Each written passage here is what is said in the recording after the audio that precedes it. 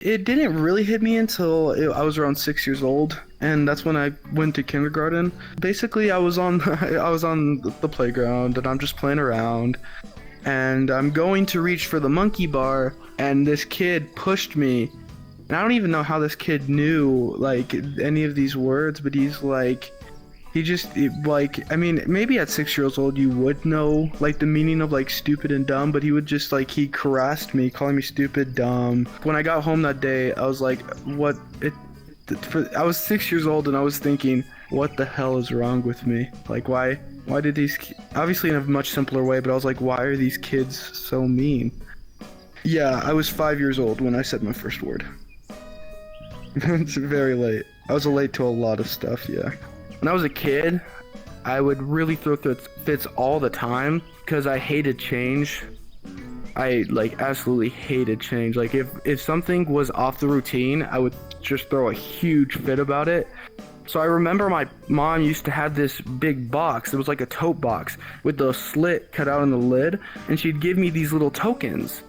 And whenever we would change an activity, she'd let me slip the little token in, so I found something fun to do with it as we were going through. I did do therapy in the schools for a while. Basically, I was in your average special education class. After 6th grade, I stopped wanting some of the accommodations that came with it because they were starting to get in the way of like people started to find out, and I didn't want that at the time. I've realized that some of those accommodations really did help me out. And like some of them quickly came back into things, but like I did have that one phase where I was like, you know what? Screw the accommodations. I can be normal. I've worked hard. And that's like, no, I still have a while to go. It really humbled me. Like one of my accommodations was that I had to go to a different room for any test because I did not like all the stimuli coming around when something was really quiet would get to me, and I wouldn't perform well on tests. So I got to be in a room where there was music playing, some of the kids got to play, and for most people that would just throw them off, but that for me it put me in my element. And I was like, I don't need that. And then like my test scores came from my math class, and I was like, okay, maybe I need that. Usually throughout all of elementary school, I was really bad. Like I obviously not paying attention, wouldn't make any eye contact with people. My speech was horrible, much worse than it already is right now. Luckily, my therapy really helped with that, and I was able to kind of sort some of that stuff out. Most everybody in the world has these automatic like systems in their head when they're talking to somebody. I have to like physically think that as like how you breathe, you're able to look somebody in the eye when they're talking to you, but I have to like think in my head, look them in the eye, look them in the eye, and then like constantly remind myself stuff like that when I'm talking to somebody. Yeah, look them in the eye, like, hey, say okay, or like repeat what they said back to you in like a question, like do that, or like give them a nod. Do this. Don't make sure to transition out of the conversation. Make sure to transition into a new topic. And it was all this stuff while all in my head, multitasking it while I'm talking to somebody you're acquainted with or somebody you're friends with. Like you make those little like kind of like jab jokes, you know. I did not know that like there was different levels of like insult. Like so I would take an insult like, oh, your fly is down, which is almost not even an insult. I would put that on the same level as go to hell. And so I'd just bawl over people telling me to zip my pants up. It's just because I did not understand that there was levels to it, like how there's levels to sadness. I thought that just bawling your eyes out was sad. And it's like, no, you don't have to be bawling your eyes out to be sad. Humor in general that wasn't like obvious, if it wasn't like, oh, like knock knock, who's there, who, oh, I didn't know you were an owl. Like if it wasn't that kind of joke that was like super obvious, I really had trouble getting. I'm probably the person that you would say read the room a lot to. This is recent, like not even a month ago. My friends were just having a roast battle, and I got pissed off at them because I was like, can you guys not be nice to each other for 1 second? And I was like, for that moment, I just kind of had a lapse that they were like, no, they're just playing around. And Usually happens when I'm in a bad mood because I'm a lot more impulsive when I'm in a bad mood. Like if I sometimes I'll have these certain thoughts, but then if I think about it for a second, it's like, oh, well, this is obviously not this is obviously not that, like, it's not that deep. But like if I'm in a bad mood, I'm a lot more impulsive, so like I just kind of snapped on them. I'll look back at myself and I'd be like, what were you on then? I would get pulled out of class. I would walk into this special little room close to one of the exits, and there was like three maybe separate rooms. It was more like two, but like there was like three sections.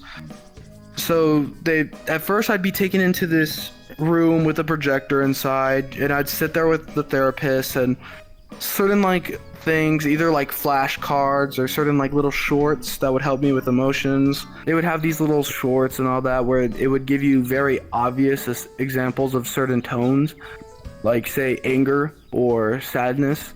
And I'd watch that for about 30 minutes. It's basically like your average kid short. You'd have like the kids running out, and then like, oh, one of them gets pushed over and is very angry at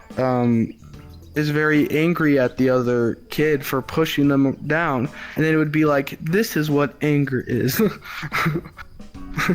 it's kind of like knowing now, obviously, like having it kind of ingrained in my head. It's kind of funny thinking like, oh, this is what anger is. But when I was a kid, like I would not be able to differentiate tone from like when you were angry at me or mad at me to when you were normally talking, unless you were screaming at me. Like of course if my dad was screaming at me, I would cry. But like if my dad was like frustrated and he was trying to like warn me that he was like frustrated, I would not pick up on it because I wasn't able to tell what being mad was compared to being just normally talking to somebody. It was just like pattern recognition. It was like, oh wait, that is sadness. It's just not that level of sadness. It's somewhere in this spectrum of it. And then the other 30 minutes would be in physical therapy. So learning certain things that I can do, how to improve my speech, maybe little toys and little fidgets that I could use, stuff like that. And then I would go right back to class. As I started learning this stuff, my parents would actually be able to have a conversation with me, a mature conversation with me. And it was like, oh my God, this is working. So of course I'm never gonna fully get the fact that why people get certain things. Like, I mean, I still naturally I still want to look away as I'm talking. Like I just want to focus on something out in the distance. I mean, I still struggle with a lot of what I would consider complex tones. For example, sarcasm. Sarcasm is a really hard tone for me. And I will slip up and think that somebody who is being sarcastic is being literal. I used to have it used to be much worse when I was a kid. I'm trying to think of an example. I mean, it's not really sarcasm, but it was more like it became too complex. I was on a cruise ship one time, and my parents wanted to go to the bar for like a pop quiz little event, and I wanted to stay in the arcade because I had no interest in going. And they were like, okay, Ethan, stay here. You need to just stay in the arcade and not go anywhere else, because obviously they didn't want me getting lost.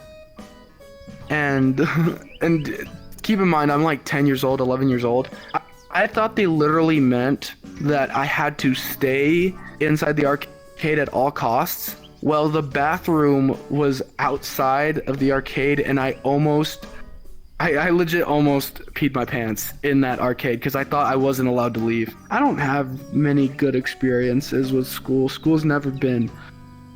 It kind of ruined my look on school because I hated school after like a while of it. Because obviously I had connected going to school with being bullied. So I was like, why I hate school? Because why am I forced to go somewhere where I'm just gonna be beaten up, called a told that I'm never gonna that I'm never going to live up to anything. For a while, I was pleading with my mom. I was like, Mom, just homeschool me, like do something. But I realize now that why my mom didn't do that, because now, I mean, I would have never picked up on the social cues. I never would have been able to practice any of it if I did homeschooling.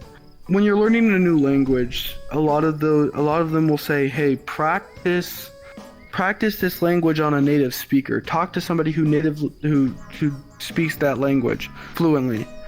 And you're like, oh, so you go do that, and you realize, like, you when you put it in practice, some people, if they really care about you, they'll give you feedback and they'll give you certain things on like what to do. So I've tried to keep a group of people that really care about me so that I can learn more as I grow up and as I'm going through life. I've tried to keep people that I really care about next to me and who really care about me, because they'll give me feedback, and sometimes they need to be brutally honest with me. They're like, yeah, your tone really sounded fucked up. Like it gave this whole sentence a different meaning, dude. And I'm like, oh shit. And then I just have to learn from it. This is a big step for sure, a huge step. Like being able to talk about it. I mean, it has good and bad, but it has taken me a while to push myself to do this. I think at some point I'll mature enough to the point where I'm like, okay, it's just a part of me, and at that point I'm pretty sure I'll just be pretty open about it. But for now, it's just one of those things of like, if I'm really close to you, I'll tell you, but if you're not close to me, then you haven't really. I don't need to really tell you that. If you could tell everybody in the world one thing, what would it be? I could tell anybody. Okay, you put me on the spot here. Man, that's a deep ass question. Oh man, that's a like, okay. Next time that anybody sees a person with autism, they look at them and they see that it's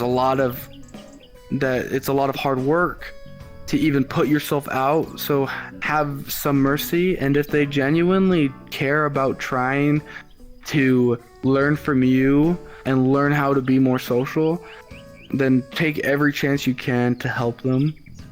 And I mean, yeah, that's basically it.